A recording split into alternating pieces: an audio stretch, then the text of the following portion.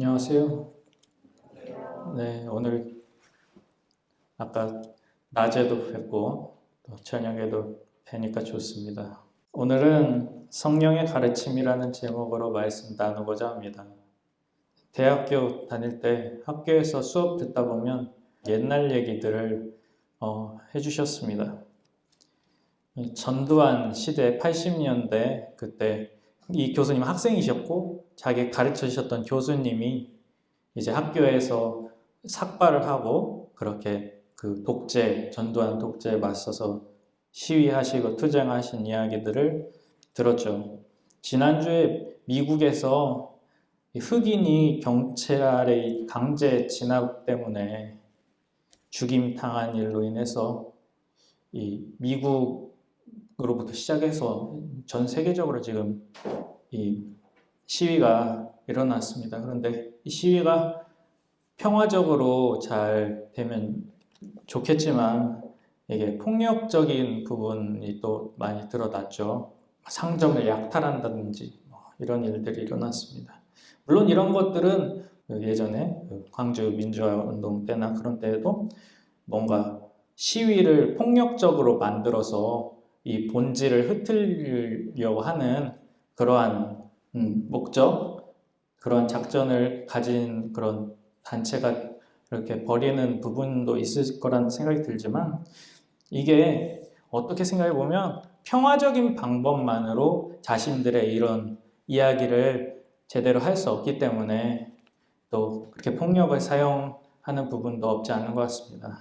하지만 이렇게 시위할 수 있는 것, 시위를 할 수 있는 것도 시위를 할 수 있는 자유가 있기 때문에 가능한 일입니다. 만약에 이 시위 자체에 대한 진압이 폭력적으로, 강압적으로 나온다고 한다면 이 시위를 하는 것 자체가 굉장히 목숨을 건 일이 될 것입니다. 그런데 예수님으로부터 시작해서 성령의 사람들이 세운 이 초대교회 시대, 예수님을 믿는 그리스도인들은 자신의 목숨을 건 증언을 해야만 했습니다. 오늘 본문 말씀 먼저 8에서 9절 말씀 보게 되면 예수님 하시는 말씀은 내가 예수님을 시인하는 것이 하나님 앞에서 내 자신이 시인되는 그러한 길이고 내가 예수님을 부인하는 것은 하나님께 내 자신이 부인되는 길임을 그렇게 말씀합니다. 그런데 여기서 옳다고 시인하는 것, 그르다고 부정하는 것, 부인하는 것은 무엇일까요? 바로 예수님이 하나님의 아들이시며 구원자 그리스도라는 사실입니다. 이를 사람들 앞에서 시인하면 내 자신은 하나님께 시인이 된다. 곧 나의 존재는 하나님의 품 안에 들어가 있게 된다는 것입니다. 나의 존재가 하나님 안에서 의미 있게 되는 것입니다. 그러나 내가 예수님은 하나님의 아들이 아니고 구원자도 아니다. 유대교의 이단자일 뿐이다. 그런 식으로 생각하고 고백한다면 하나님 앞에서 나의 존재도 아무것도 아닌 것이 된다는 것입니다. 그런데 우리가 뭔가 시인하고 부인할 때 그냥 이거는 마음 내키는 대로 그렇게 시인하고 부인하지 않죠. 내가 이 뭔가에 대한, 내가 시인하거나 혹은 부인하고자 하는 이 뭔가에 대한 인식, 옳고 그름에 대한 인식을 갖고 있기 때문에 이것이 옳다, 이것이 그르다 이렇게 시인하고 부인하는 것입니다. 아니면 이런 경우도 있습니다. 내가 옳고 그름에 대한 인식이 있습니다. 그런데 외부에 나를 압박을 넣는 게 있습니다. 그것 때문에 나의 그러한 옳고 그름에 대한 인식을 제대로 이야기하지 못하는 경우도 있습니다. 쉽게 얘기하면 베드로를 떠올릴 수 있죠. 베드로가 예수님이 잡혀가시고 나서 난 예수님 모른다고 3번 부인했죠. 그게 진짜 베드로가 예수님을 몰라서 부인했을까요? 아니죠. 그거 아닙니다. 알지만 예수님을 거기서 내가 안다고 얘기해버리면 잡혀갈 것을 두려워한 것이죠. 그러한 압박을 두려워했기 때문에 모른다라고 얘기한 것입니다. 자, 그렇다면 이런 경우에는 어떨까요? 예를 들어서 오늘 예은 청년 결혼식을 했는데 자, 결혼을 하려고 하는 커플이 있다고 가정해 봅시다. 남자는 예수님을 안 믿습니다. 교회 안 다녀요. 여자는 목사님 딸입니다. 결혼을 앞두고 이제 남자가 결혼을 위해서 그 장인 어른 앞에서 이제 얘기를 합니다. 저도 어렸을 적에 친구 따라서 교회를 좀 다녔습니다. 제가 예수님이 계시다는 것을 믿는데요. 좀 바빠서 교회를 못 나갔을 뿐입니다. 이런 식으로 말을 했다고 칩시다. 이 사람은 정말 예수님 믿는 것일까요? 남자의 마음이 중요한 걸까요? 아니면 그가 실제로 내뱉는 말이나 행동이 중요한 걸까요? 마음과 행동 두 가지 같이 나가야 됩니다. 만약에 말처럼 내가 내뱉는 말처럼 생각하거나 행동하는 것이 같이 하지 못한다고 할지라도 적어도 우리가 하려고 하는 방향은 이 두 가지가 같이 나가는 방향으로 노력을 해야 하겠죠. 내가 가진 생각대로 행동하려는 그런 자세가 필요하다는 것입니다. 10절 말씀으로 넘어가면 이 새 공관 복음서에 다 나오는 말씀이 나옵니다. 누구든지 말로 인자를 거역하면 사하심을 받으려니와 성령을 모독하는 자는 사하심을 받지 못하리라. 여기서 사하심은 용서받는다는 걸 얘기합니다. 예수님을 거역하면 용서를 받지만 성령님을 욕하거나 모독하면 지옥불에 들어가게 된다는 말일까요? 오늘 본문 앞부분 말씀 4에서 7절 말씀 보게 되면 읽지는 않았지만 이 말씀을 지금 예수님이 왜 해주시는가 알 수 있습니다. 예수님께서는 종교 지도자들, 당시 유대 종교 지도자들이 자신에게 시비 걸고 나를 죽이려고 하고 이런 것들이 제자들에게도 똑같이 일어날 것을 그렇게 아셨습니다. 붙잡혀서 옳고 그름을 판단하는 재판관 앞에서 이렇게 증언하고 발언해야 할 상황에 놓이게 될 것을 아셨습니다. 또한 제자들은 그들을 두려워할 것으로 예수님 그 사실 또한 알고 계셨습니다. 예수님께서는 그래서 제자들에게 그런 사람들을 두려워하지 말라고 얘기하시는 것입니다. 도리어 곧 죽인 후에 또한 지옥에 던져넣는 권세를 가지신 그분 하나님을 두려워하라 말씀하십니다. 우리가 두려워하는 것이 무엇인가에 따라서 우리의 존재가 하나님 안에 있는지 하나님과 상관이 없는지가 결정나는 것입니다. 우리가 종교 지도자, 예를 들어서 그 당시 제자 같아서 종교 지도자를 두려워한다라고 한다면 또 세상 권력을 가진 그 권력자를 두려워한다라고 해서 내가 예수님하고 나는 예수님 모릅니다. 예수님과 아무 상관이 없다라고 말해버린다면 그리고 정말 그 말처럼 완전히 예수님과 하나님과의 관계를 접어버린다고 한다면 우리는 하나님과 아무 관계가 없어지는 것입니다. 이 말씀은 성령 모독죄는 용서받지 못하는 죄다. 하나님을 두려워해야 한다는 부분에 포인트가 잡혀 있는 것이 아닙니다. 너희를 두렵게 만드는 이 세상 권력을 두려워하지 마라. 겁내지 마라. 용기를 가져라. 담대해져라. 이렇게 하시는 말씀이시죠.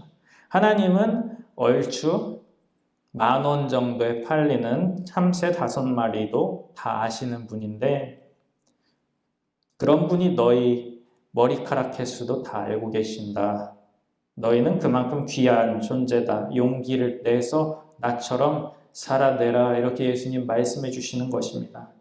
그러면 왜 성령을 모독하는 자는 용서받을 수 없다고 예수님 말씀하셨을까요? 우리 지난주에도 봤지만 성령님으로 말미암아서 우리는 하나님의 아들, 예수님이 하나님의 아들이시고 구원자라고 고백할 수 있다. 이렇게 이야기했습니다. 제자들도 성령 충만해지기 전에는 예수님을 제대로 알지 못한다고 했었죠. 예수님을 알지 못하는 사람, 제대로 알지 못하는 사람이 예수님을 보고서 나는 그 사람과 관계가 없습니다.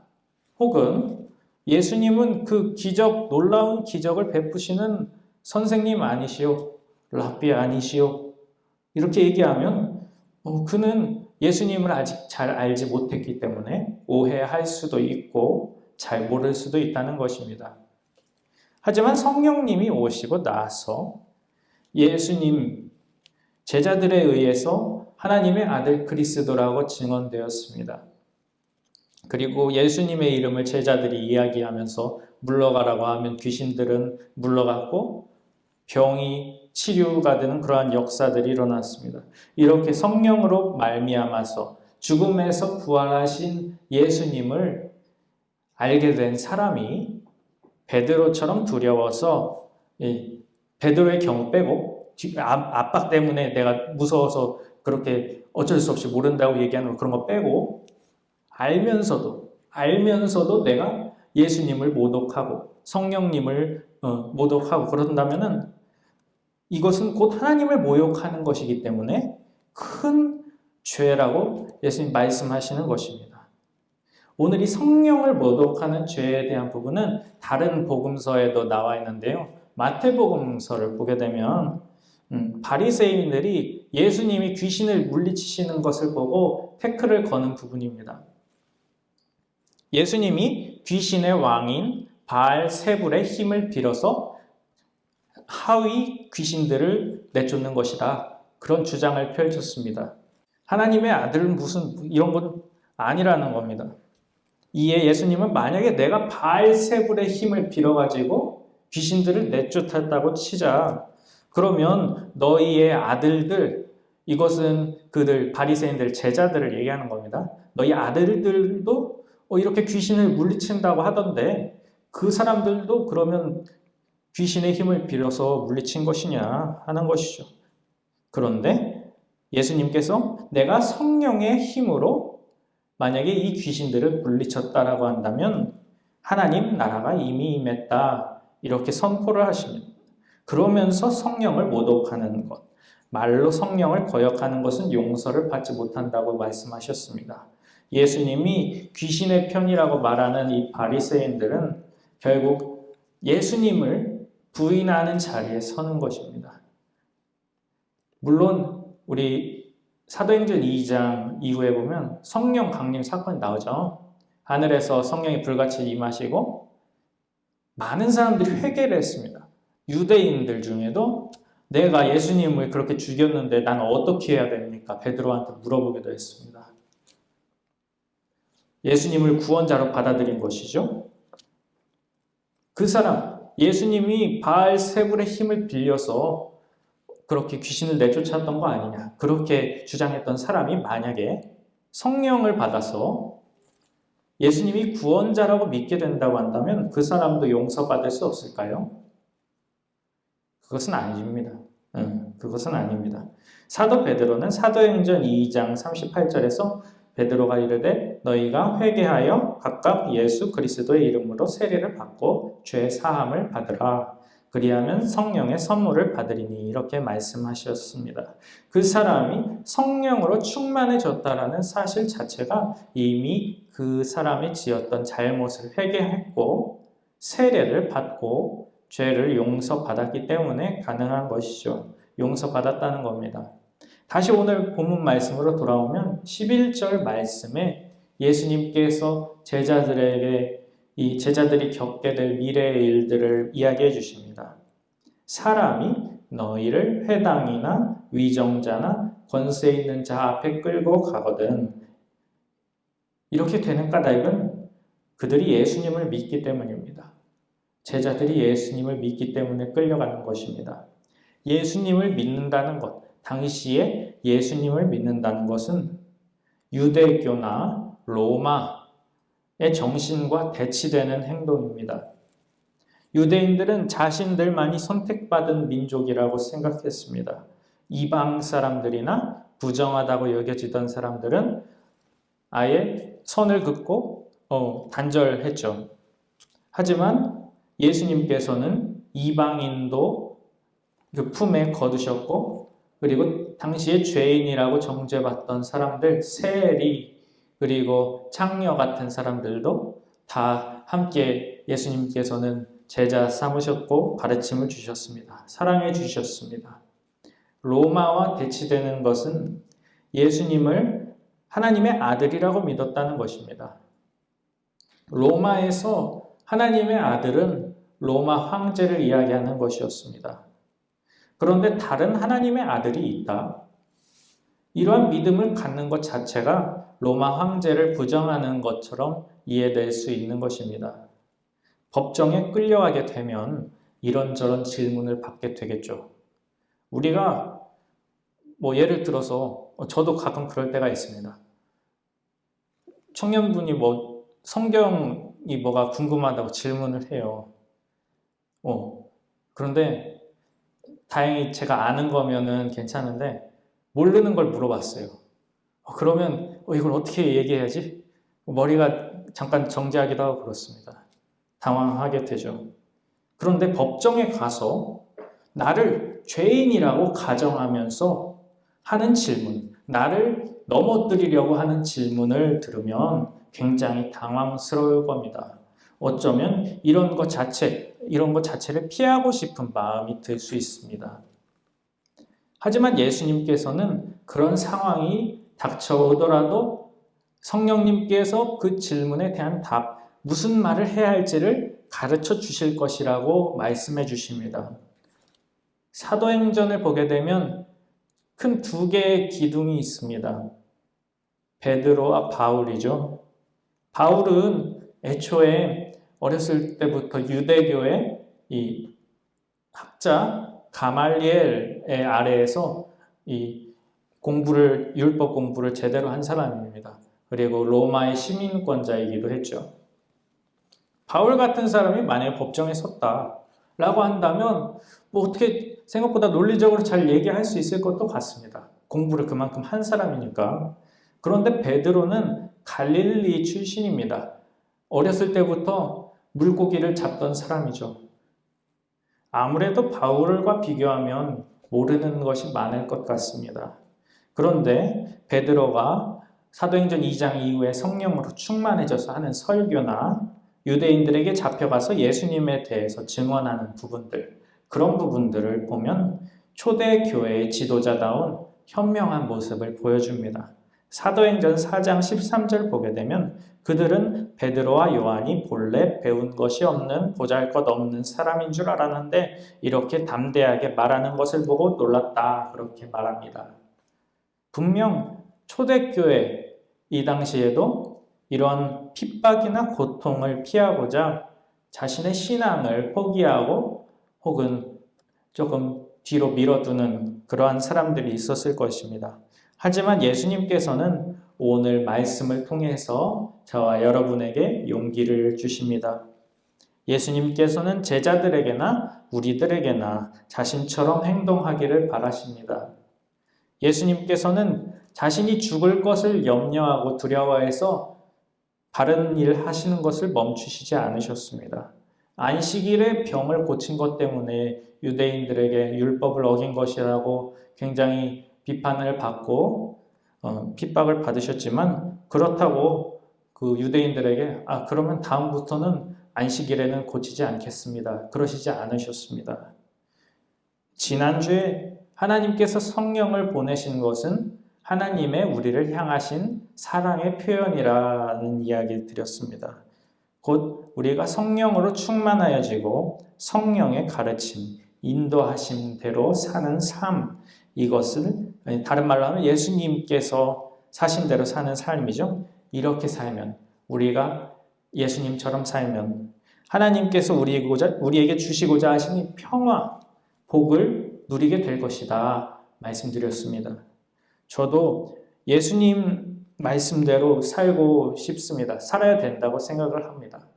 그런데 때때로는 이렇게 예수님 말씀대로 사는 것이 이 세상에서 손해를 본다든지 혹은 그러한 압박을 받게 되는 부분에 있어서 좀 두려울 때가 종종 있습니다.